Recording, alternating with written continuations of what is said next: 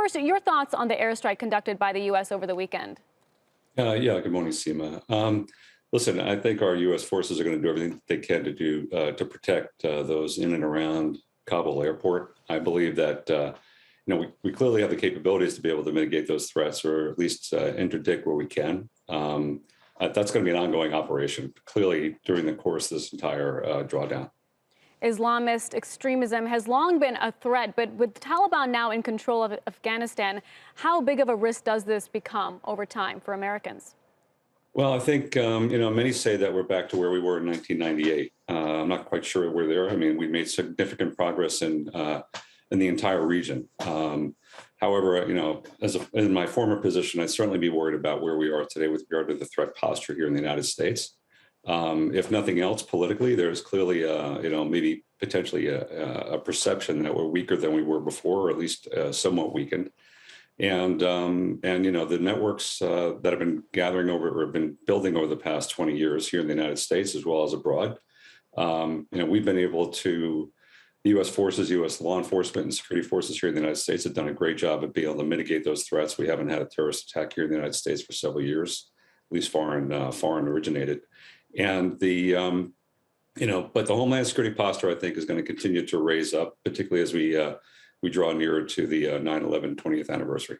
And finding ways to reduce this risk, to isolate this risk, how much of the conversation should be around Pakistan, which has played, from what we understand, a big role in empowering Taliban over the recent years?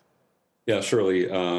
Historically, as you point out, Pakistan's always had a role in the region, particularly along the border areas where there's significant support. I'm not so sure I'm necessarily the credible one to comment about what we can do internationally there, but I think clearly the networks supporting the Taliban in the region are continually reinforcing and reestablishing themselves. I'm not so sure that they ever were completely disestablished. Listen, the dynamics have changed in the region clearly with the Taliban rise of power in Afghanistan. It's certainly the move, what the White House has done. It's received a lot of criticism, right, in the last couple of weeks from our allies, including the UK and France. Do you think this move has also emboldened our adversaries like Russia and China? Well, certainly on the world stage, it makes us look much weaker. I'm not suggesting we are any weaker, but clearly the perception is that, the pullout, irrespective of whether we agree with whether it should have happened or not happened, that's a different story. The way it happened, I think, is really what people are focusing on. And there's clearly a better way that it could have happened. A much more thoughtful, planned way would have eliminated a lot of the things that have gone on currently, and I think would have reduced the strength of the Taliban internally. I think our adversaries, Russia and China, will capitalize on this as best they can, either through propaganda or public information mechanisms, or clearly within the gap that now exists in country and the ability for them to fill that gap.